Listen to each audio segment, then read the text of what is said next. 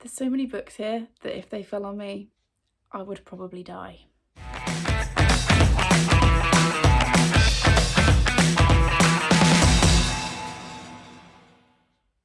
Hi everyone, welcome back to the channel. Today is a video that I have been avoiding for the longest time. I need to do an unhaul. These books have been building up in my kitchen in like big plastic bags since I think the spring was the last time I did one. I am big on unhauling, so I only keep books if I give them 4 or 5 stars, and I plan on rereading them. Sorry if you can hear my cats doing their zoomies.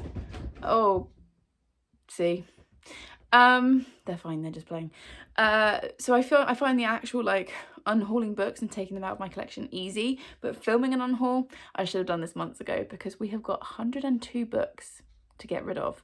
So I'm clearly not going to talk about every single book because we will literally be here for 5 years. But I thought I would quickly show you, as quick as I can with 102 books, show you the books leaving my collection. And as ever, I enjoyed loads of these books. There are a couple in here that I really didn't like. There were a couple I also didn't read.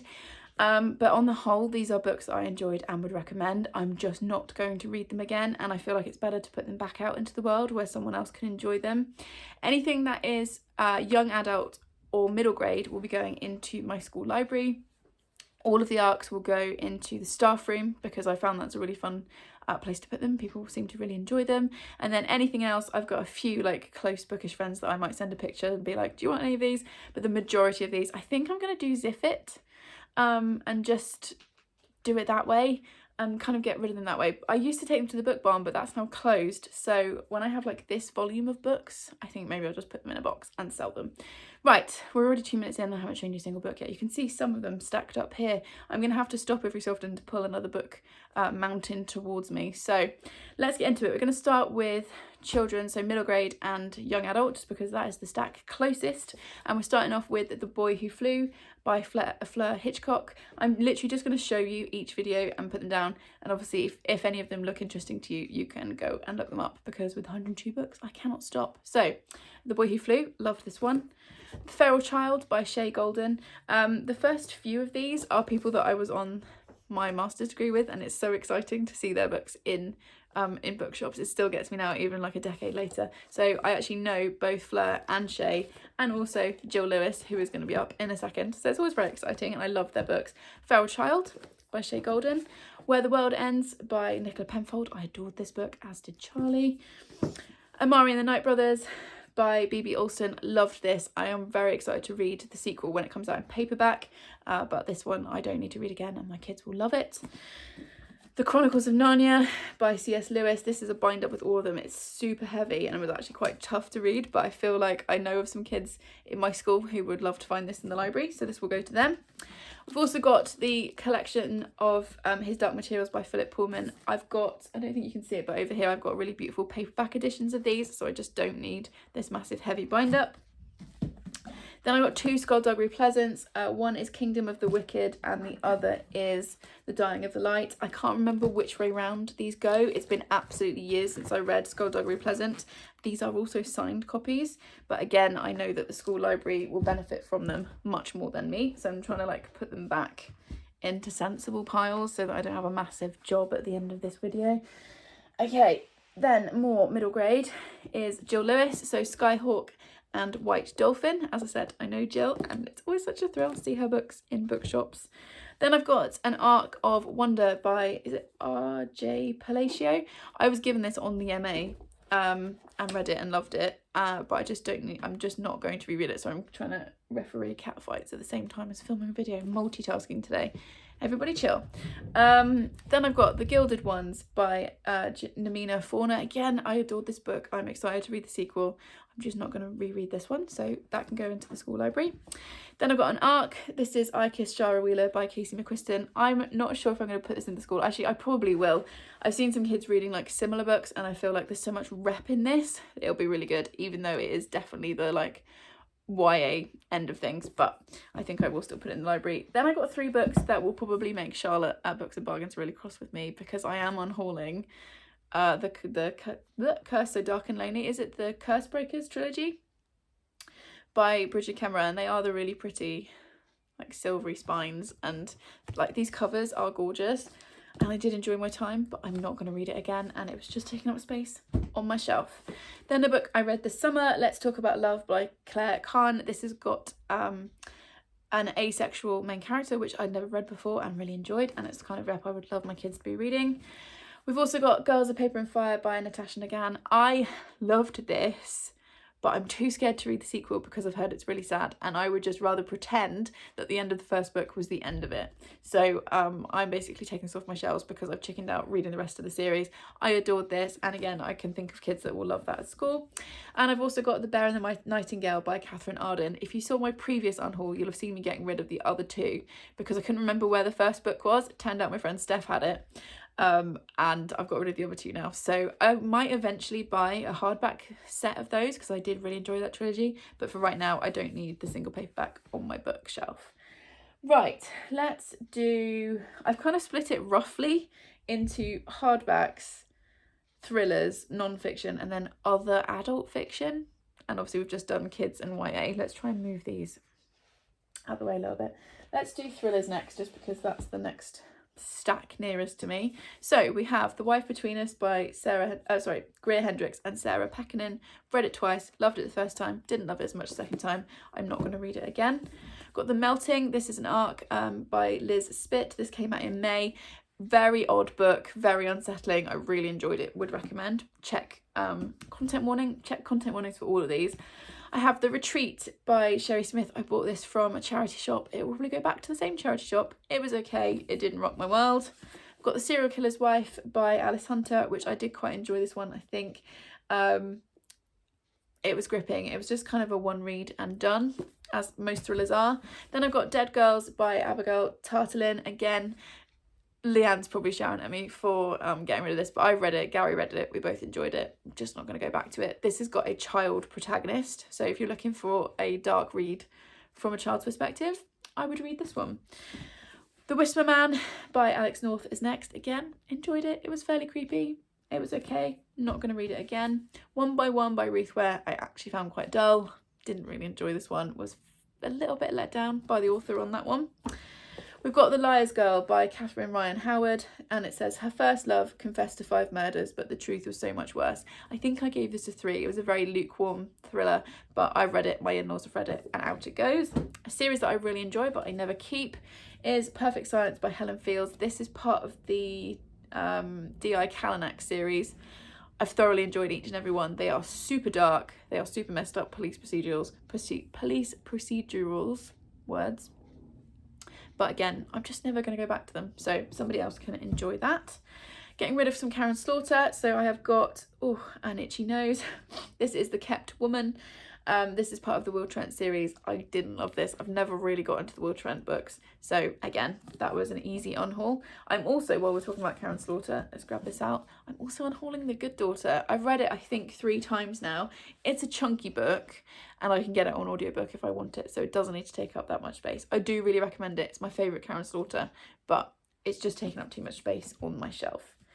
Then we have The Sixth Wicked Child by J.D. Barker. This is part of the, there's a series, I can't remember what it's called. Oh, the 4MK trilogy. This one, I don't think, have I actually read this one? Oh yeah, this was the one that made Gary and I both so angry we almost threw it across the room at the end. So there's that. That's quite a series, that one. Again, check your trigger warnings. Then I've got another arc that I read, was sent by Book Break. Thank you very much, Book Break. This is The Favour by Nora Murphy. This is about domestic abuse and something that a woman does as a result of that, if that makes any sense.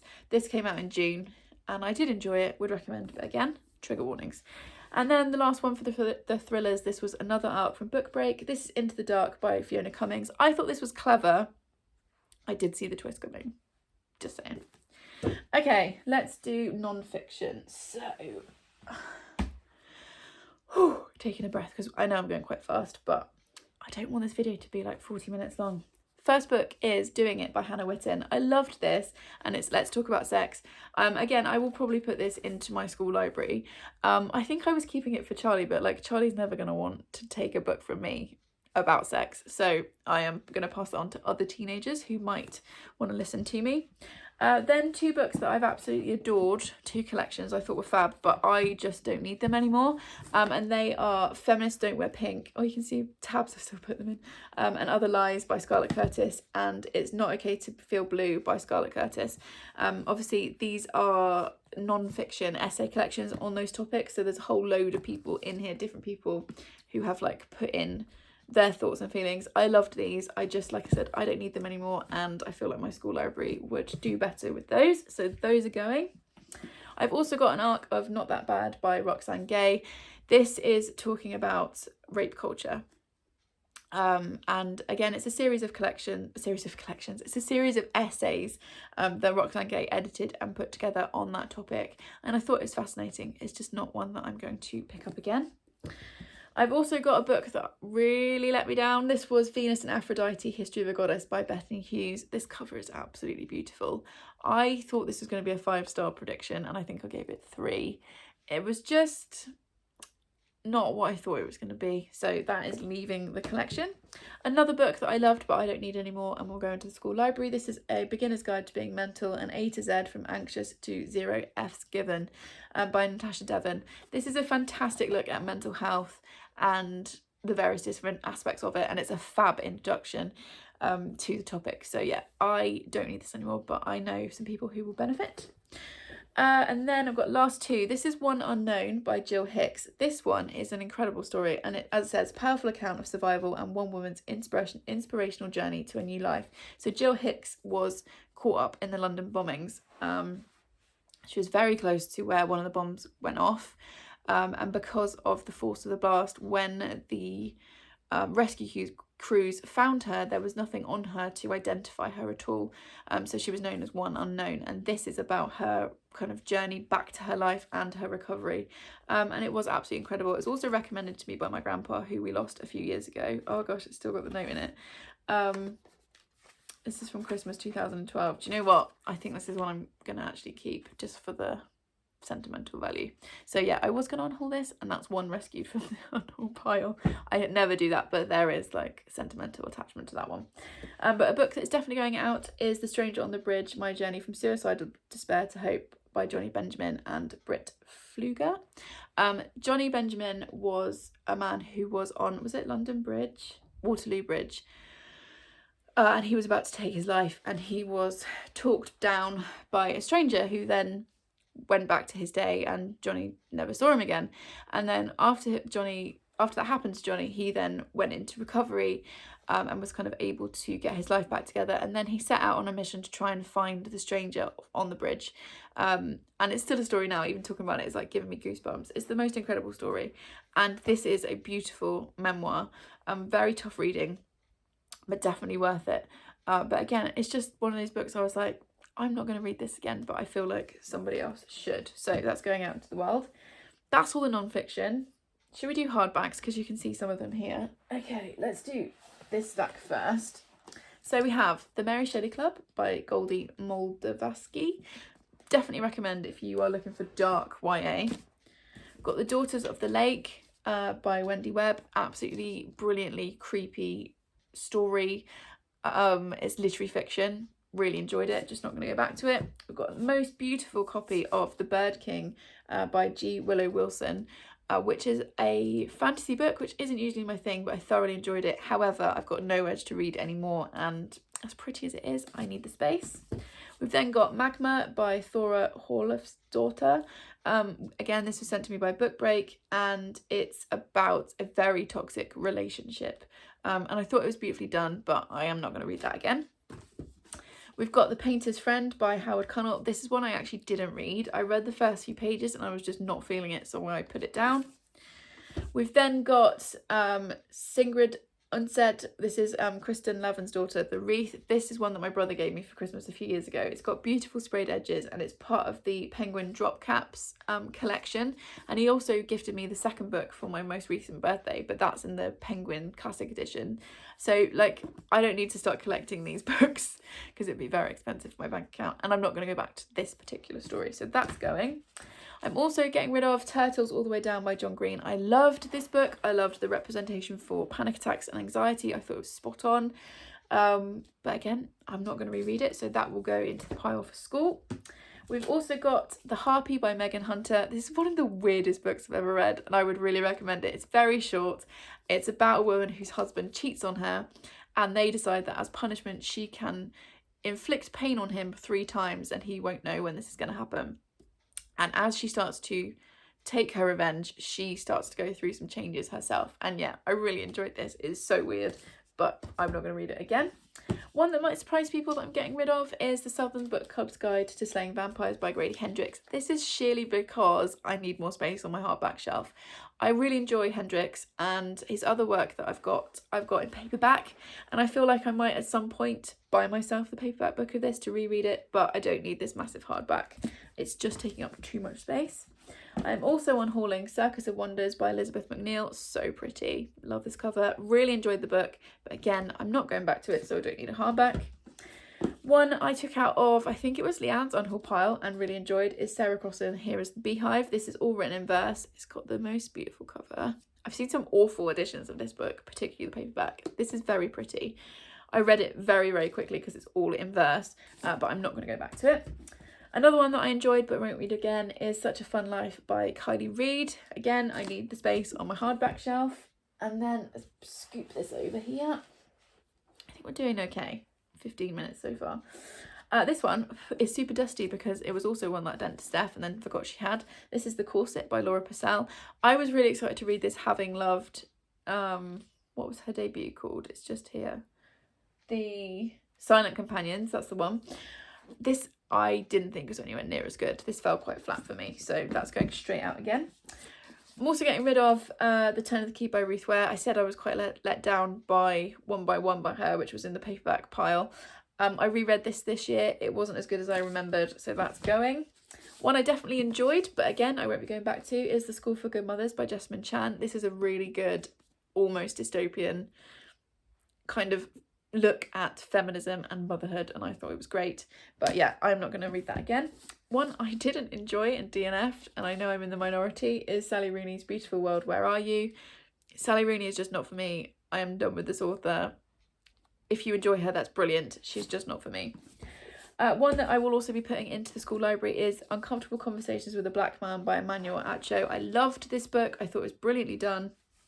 This is non-fiction, and it kind of is what it says on the tin. He is a sports player in America. I think he was an NBA, is that basketball player?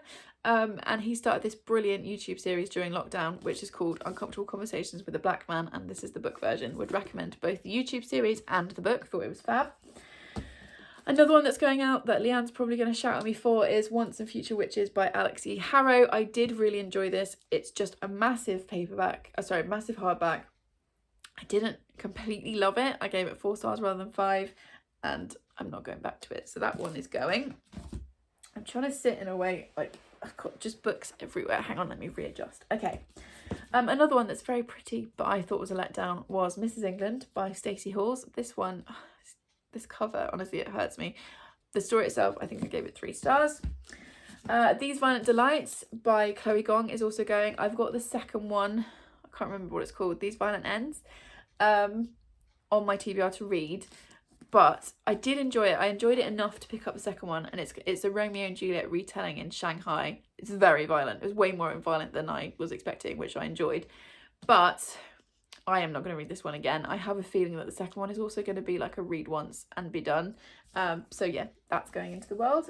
Another non-fiction book that I really liked, but I think will do better out in the world, is Brown Girl Like Me by Jaspreet Kaur. It's also sent to me by Book Break, and it's kind of a survival guide, I guess. It says the essential guidebook and manifesto for South Asian girls and women, and I found this really interesting. Obviously I am not Own Voices, but I found this to be a really interesting kind of glimpse into that world and that experience. But this will also go into the school library because I can think of some kids that would benefit from it. Another big book that I thoroughly enjoyed, gave 5 stars but won't be going back to, is Becoming by Michelle Obama. I think she's amazing. I think this book is amazing. I just don't need to read it again, and it's taken up a lot of space on the shelf. Start a new stack before stuff starts falling over. A book that I DNF'd and was really disappointed in and I read last month when I'm filming this, was Lear Wife by J.R. Thorpe. Beautiful cover, really, really dull. Just not at all for me, so that's going. And then a book that might surprise you, I'm unhauling Hamnet. Nobody panic. Husband bought me a signed first edition for my birthday, so this beautiful hardback version can go out into the world for somebody else to enjoy. You'd think we're done. We're really not. Okay, so we're now into just like random adult fiction. So let's pull stacks over here and hope it doesn't fall over. Okay, let's start. These are really in no order from now on out. And also I'm just going to have to push some books away from me so I've got space to stack stuff. This is ridiculous, guys. I have got to unhaul more regularly. Right, let's keep going. So, first one is Margaret Cavendish's The Blazing World and Other Writings, gifted to me by my brother. Enjoyed it at the time. I'm not going back to it. He also, no, I don't think he did give me this. This is Henry James' The Turn of the Screw. This is my favourite thriller, my favourite classic, and one of my favourite ever, like, scary stories. This is such a creepy edition with these kids on the front, but I've got a much nicer version, which is somewhere here. Yeah, this one here, much nicer edition, so that one's going. I've got a really old version of Lady Oracle by Margaret Atwood. I think, is this the one that I annotate? No, this is not, but it's just a super old version that I had when I was at uni. I've now got much nicer, like, newer editions down on my Atwood shelf, so I don't need to keep that. Let's pull these in front of me so I don't have to keep turning. Book that I read over the summer and I didn't love was The Coffin Path by Catherine Clements, so that's going. Also, Blood and Sugar by Laura Shepherd Robinson. I got about 150 pages into this and DNF'd it. It just wasn't for me. A little book I really enjoyed was The Comfort Book by Matt Haig. I will probably put this into the staff room. I'm also unhauling Ninth House by Leigh Bardugo. I enjoyed this a lot more than I expected to, but I'm still not going to read it again. Another one I DNF'd and was very upset about was Emma Donoghue's Frog Music. I just couldn't get into it. And I'm also unhauling I Heart Like New York by Lindsay Kelk. I did enjoy this first book. I really didn't like the second one, but I'm not going to read this again. So that one is going. Right, we've got 2 more stacks to do. We're almost there. So another arc is House of Fortune by Jessie Burton. Did enjoy it, didn't love it. Won't be buying a finished copy, but I was very happy to get this arc from the lovely people at Book Break. So I'm just stopping. One of my stacks had just started to lean, so I'm trying to stop a kind of domino effect. I'm also getting rid of Station 11 by Emily St. John Mandel. I loved this at the time. I've tried to reread it a couple of times and I just never feel like picking it up. So for me, that's a sign it needs to go. Another Emma Donoghue that I DNF'd was the arc for Haven, which is her newest release. I was very upset to DNF this. You can go and see my videos to see more thoughts in detail. I also DNF'd Pretending by Holly Bourne, and it was a real shocker because I usually love Holly Bourne books. This, I just could not stand the protagonist, so that's going. I'm then unhauling both of my Taylor Jenkins Reid's books. I will link my authors I've broken up with video so you can see a bit more about why I've stopped reading Taylor Jenkins Reid. But I loved both of these books at the time when I first read them, and then I reread Evelyn Hugo and I didn't love it as much. And yeah, I just don't need them on my shelf. Another book I enjoyed at the time was If We Were Villains by M.L. Rio, but again, I'm not going back to it. I'm also unhauling The Miniaturist by Jessie Burton, which is the first book that comes before... Where's the one that I just unhauled? House of Fortune. I've read this, I think, 3 times now, and I think I'm done. I'm also getting rid of The Animals at Lockwood Manor by Jane Healey. I really enjoyed Ophelia Girls by Jane Healey, and I've got this beautiful edition of it here. This was her debut and I just didn't enjoy it as much, so that can go. Luck and Booth is another one I DNF'd, got 50 pages in, just could not access it. The way it's written, I'm dyslexic, the way it's written is just not, for me, at all dyslexia friendly. The Wicked Deep by Shea Earnshaw. This was creepy and I really enjoyed it, but I'm just not going to go back to it. This is kind of like Practical Magic, kind of a bit like... Is there magic? It's sisters, it's creepy, something's going on. Did enjoy it, would recommend. I'm also getting rid of Pew by Catherine Lacey. This one was a very strange little book. I think it was a fascinating look at identity and the judgments we make on people, but again, I'm not going to reread it. And then we've got one last stack. It's quite a big stack. So a couple of books that I actually didn't read, and I bought them cheap, I think, from like secondhand shops. So I've got The House at Riverton by Kate Morton. I think if I had a smaller TBR, I might have read this, but it was like 600 pages. I read the first 20, just couldn't get into it, so that's going. We've also got The Missing Years by Lexi Elliott. That was the same thing, just couldn't get into it.